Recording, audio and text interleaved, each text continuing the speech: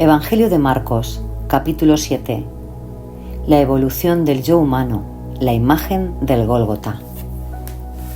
En las consideraciones referentes a los evangelios, podría pensarse que el abstenerse de tomar en cuenta el contenido de los otros evangelios paralelamente favorecería el alcanzar una mejor y más pura comprensión de lo particular de cada uno de ellos.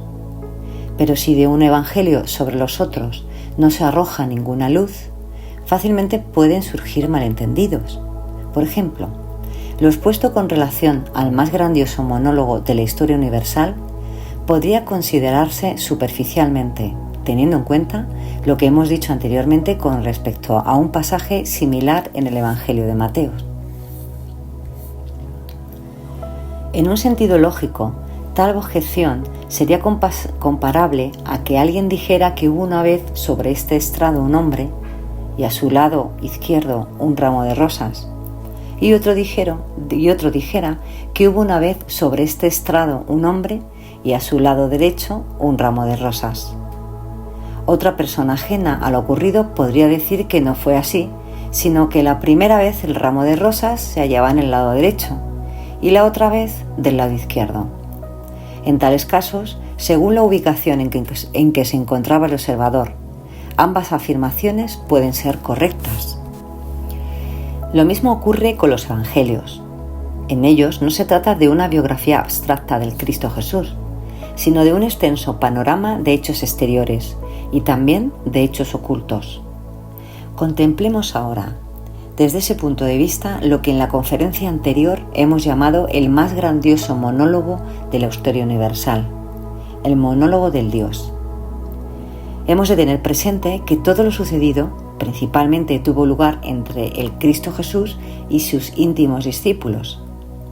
También hay que tener muy en cuenta que en un sentido real el espíritu de Elías, después de haberse librado del cuerpo físico de Juan el Bautista, obró cual un alma grupal de los discípulos. Todo lo sucedido tuvo lugar de una manera que no es posible describir exteriormente, ya que se desarrolló de un modo mucho más complejo. En cierto sentido, hubo una profunda correlación entre el alma de Cristo y el alma de los 12. Lo que en el alma de Cristo se desarrollaba eran prodigiosos y múltiples procesos de un profundo significado para aquel tiempo. Además, en cierto modo, todo se desarrolla a la vez como una imagen refleja en el alma de los discípulos, pero dividido en 12 partes, de modo que en cada uno de ellos vivía, como una imagen refleja, una parte de lo que vivía en el alma de Cristo Jesús, pero una imagen distinta en cada uno de ellos. Lo sucedido en el alma de Cristo, cual una gran armonía o sinfonía, se reflejaba en el alma de cada uno de los 12 de un modo similar a lo que un instrumento dentro de un conjunto de 12 puede dar. Por esta razón, es posible describirse de dos maneras distintas cualquier hecho relacionado con uno o varios de los discípulos. Puede describirse así, por ejemplo, el monólogo histórico universal que existía en el alma de Cristo, así es como lo hemos explicado en la conferencia anterior, pero también este hecho podría tener lugar como cierta imagen refleja en el alma de Pedro. Sin embargo, mientras esta experiencia abarca todo el ser humano de Pedro, tan solo existe en Cristo Jesús abarcando la 12ª parte de todo el humano del Cristo, o sea, lo correspondiente a un signo del zodiaco, de la totalidad del Espíritu de Cristo. Por lo tanto, para describir este hecho con relación al Cristo Jesús mismo, hay que hacerlo de una manera distinta. Y esto es lo particular del Evangelio de Marcos, porque en él se describen las cosas trascendentales, principalmente lo sucedido en el alma de Cristo Jesús mismo. En el Evangelio de Mateo, en cambio, se describe más bien lo que se refiere al alma de Pedro y lo que el Cristo aporta para explicar lo sucedido en su alma. Leyéndolo atentamente, se notará por las palabras especialmente agregadas que la descripción que se da en el Evangelio de Mateo considera el lado de Pedro. No en vano se agregan las palabras: «Bienaventurado eres, Simón, hijo de Jonás, porque no te lo reveló carne ni sangre, mas mi Padre que está en los cielos». En otras palabras, el alma de Pedro siente algo de lo que sintió el alma de Cristo Jesús. Pero este sentimiento de Pedro y de que Cristo es su Maestro significa que por unos instantes Pedro es elevado a una vivencia del yo superior y es conmovido por lo que experimenta de esta manera, aunque luego vuelva a caer. En cualquier caso, había penetrado hasta conocer lo que, con otra intención, con otro fin, tuvo lugar en el alma de Cristo. Por haber sido capaz de vivenciarlo, se le dan a Pedro las llaves del reino de los cielos, según el Evangelio, hecho del cual hemos hablado al dar las explicaciones acerca del Evangelio de Mateo. En cambio, en el Evangelio de Marcos, solo destacamos las palabras que indican que aquel acontecimiento, aparte de lo que fuera para Pedro, paralelamente también tuvo lugar como el monólogo del Dios. En este sentido, sentiremos como el Cristo procede con los condiscípulos, conduciéndoles paso a paso hacia arriba, de modo que, después de unirse con ellos en el espíritu de Elías Juan, pudieran dar un paso más en la comprensión de los secretos espirituales. También llegaremos a sentir el significado de que, a lo que hemos llamado el monólogo del Dios, sigue la escena de la glorificación o transfiguración. Esta es otra composición dramática en el Evangelio de Marcos. Para arrojar luz sobre la glorificación, hemos de referirnos a varios aspectos relacionados con la comprensión de los Evangelios. Empecemos con uno de ellos. Tanto en el Evangelio de Marcos como así también en los otros, se hace mención de que el Cristo dice que el Hijo del Hombre deberá sufrir mucho y que será atacado por los escribas y los príncipes de los sacerdotes, que será muerto y resucitará después de 3 días. Y hasta un determinado punto siempre se alude claramente a que los apóstoles tienen dificultad de comprender este modo de hablar del sufrimiento, de la muerte y la resurrección del Hijo del Hombre. ¿Por qué este hecho extraño, esa dificultad de los apóstoles por comprender verdaderamente el misterio del Gólgota? ¿Qué es en el fondo este misterio del Gólgota? Ya le hemos dicho que es llevar la iniciación desde las profundidades de los misterios al plano de la historia del mundo. Naturalmente, hay una diferencia muy importante entre cualquier iniciación y el misterio del Gólgota, y esta diferencia reside en lo siguiente. Quien en los misterios de los distintos pueblos recibía la iniciación, en cierto modo, había pasado por lo mismo, esto es, había pasado por el sufrimiento, por una muerte aparente durante 3 días, con su ser espiritual fuera de su cuerpo en los mundos espirituales. Y finalmente el espíritu volvía al cuerpo, recordando entonces lo que había experimentado en el mundo espiritual, de modo que era un mensajero de los secretos del mundo espiritual. Podemos decir que la iniciación se realiza por medio de una experiencia cercana a la muerte, aunque no a la muerte en la que el espíritu se separa totalmente del cuerpo físico, sino solo durante un instante. Hallarse fuera del cuerpo y volver al cuerpo físico, convirtiéndose en mensajero de los secretos divinos. Esta iniciación se realizaba después de una escrupulosa preparación que al iniciado le procuraba el fortalecimiento de las fuerzas del alma para poder vivir durante 3 días y medio sin usar los instrumentos del cuerpo físico. Pero al cabo de 3 días y medio debía volver a unirse con su cuerpo físico. En cierto modo, todo lo que había experimentado por un alejamiento a un mundo superior, apartado del acontecer histórico común, distinto en su naturaleza anterior, si bien similar en su apariencia exterior, fue el misterio del Gólgota. Lo acontecido durante la permanencia del Cristo en el cuerpo de Jesús de Nazaret efectivamente conducía a que había de producirse la muerte física de Jesús, permaneciendo el Espíritu de Cristo durante los 3 días fuera del cuerpo físico, pero volviendo no al cuerpo físico, sino al cuerpo etéreo, y este desificado a tal grado que los discípulos pudieron percibirlo. Así se relata en los Evangelios el modo que en Cristo fue y anduvo perceptible después del acontecimiento del Gólgota.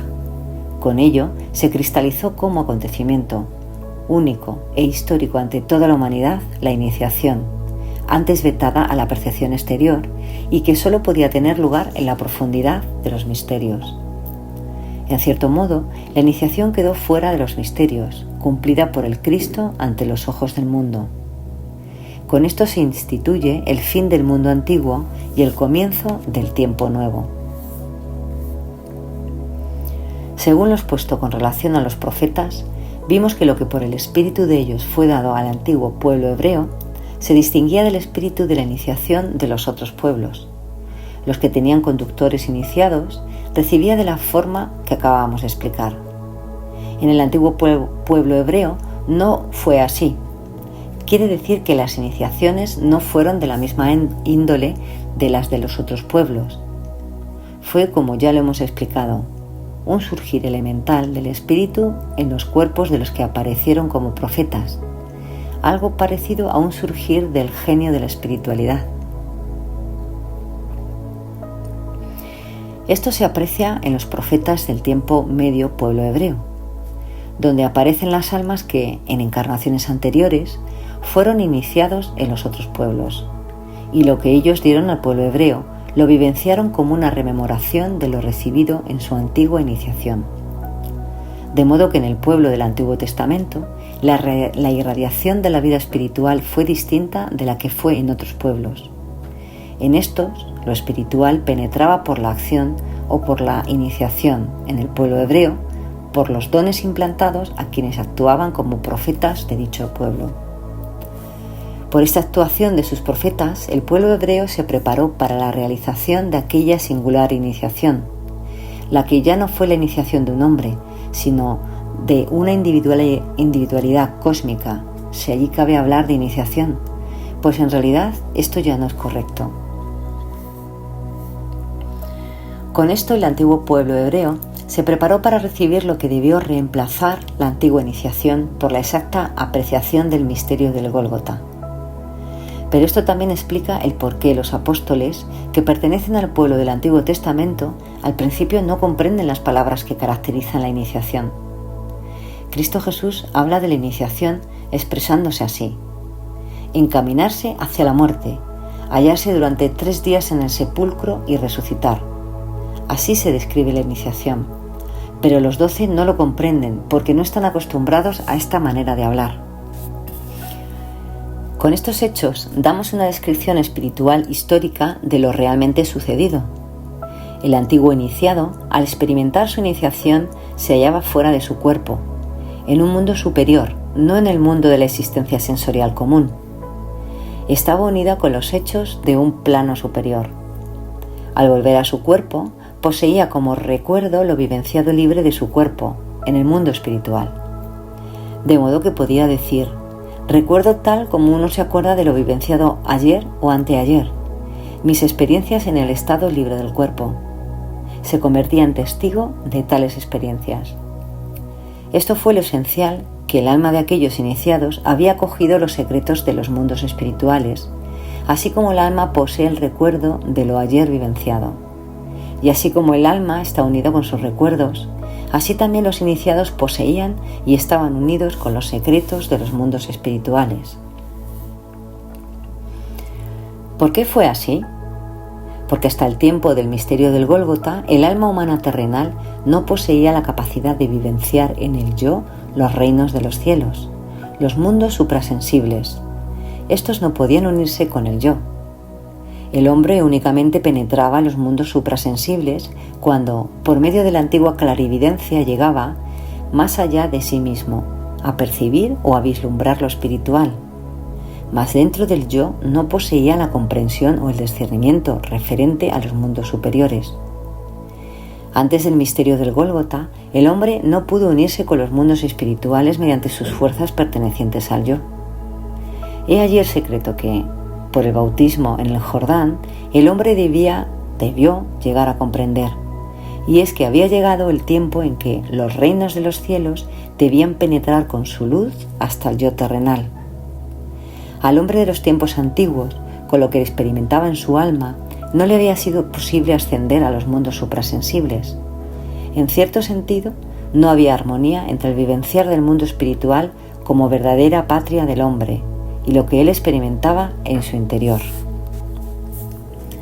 La interioridad humana se hallaba separada del mundo espiritual, sin unirse con él, sino en estados excepcionales.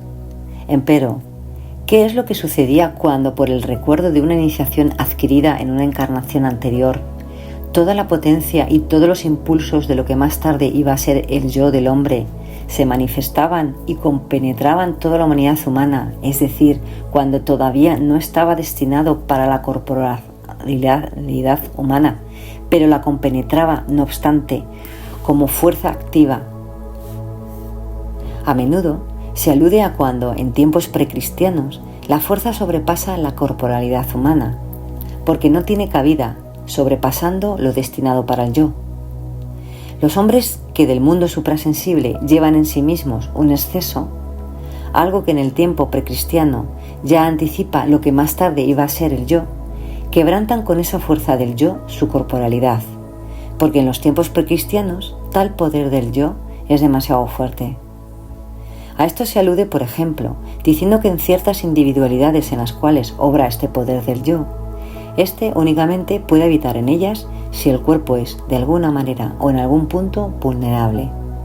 Y esto les pone más al mundo circundante de lo que para el resto de su cuerpo sería el caso. Pensemos al respecto en la vulnerabilidad de Aquiles, de Sigfrido o de Edipo, donde la potencia del yo quiebra la corporalidad. Este hecho de la vulneración nos dice que únicamente un cuerpo quebrado concuerda con la grandeza y el poder sobrehumano del yo que lo habita. La importancia y el significado de esta verdad no serán tanto más comprensibles si la formulamos de otra manera. Supongamos a alguien del tiempo precristiano, sin la plena conciencia. Si ese alguien estuviese compenetrado de todos los impulsos y de todas las fuerzas que más tarde vivirían en el yo, y que con esta sobreabundante fuerza del yo, él se sumergiera en su cuerpo, este hombre debería quebrar el cuerpo, diferente a cuando él se halla en el yo débil o la interioridad débil. Este hombre del tiempo antiguo lo verá cambiado al haber empleado toda la fuerza del yo para estar fuera de su cuerpo. Lo vería como cuerpo físico quebrantado bajo la influencia del sobre-yo. Lo vería con heridas en distintas partes, porque en los tiempos antiguos no fue sino el yo débil, la interioridad débil que impregnaba el cuerpo tan débilmente que éste se mantenía intacto. Lo que acabo de explicar figura también en los libros de los profetas, donde se formula aproximadamente como sigue. Al encontrarse el hombre que reúne en sí mismo toda la fuerza de la yoidad frente al cuerpo humano, lo percibe herido y perforado, puesto que la fuerza superior del yo, que en los tiempos antiguos aún no pudo habitar la interioridad humana, hiere y perfora el cuerpo. Este impulso se manifiesta y obra en la evolución de la humanidad porque el tiempo precristiano, debido a la influencia luciférica y arimánica, hubo que darle al hombre un volumen del yo más reducido de lo que la plenitud del yo abarca. Y el cuerpo se desmorona porque solo es apropiado para el volumen reducido, no para toda la fuerza del yo. Por esta misma causa, no porque ello acontece en el tiempo precristiano, sino porque la corporalidad del Cristo penetra de una vez la plenitud del yo, toda la fuerza de la yoidad. Es por ello que esta corporalidad debió presentarse no solo con una herida, como esto había sido en otras individualidades de un sobre-yo, sino con 5 heridas en concordancia con el sobrepasar de la plenitud del yo humano de la entidad de Cristo, sobre la adecuada forma corporal. A causa de este sobrepasar, debió erigirse sobre el plano físico de la historia universal la cruz con el cuerpo del Cristo, haciendo evidente cómo sería el cuerpo humano si una vez en él habitara toda la humanidad humana, de la cual, por la influencia luciférica y arimánica, el hombre ha perdido gran parte.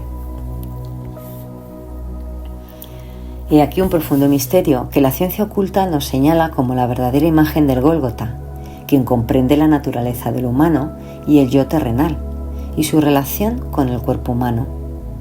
También sabe que este es su estado normal, no permite la total compenetración con aquel. El hombre, desde fuera de su ser y contemplándose a sí mismo, puede preguntar: ¿cómo tendría que ser el cuerpo para que en él penetrara la deidad completa?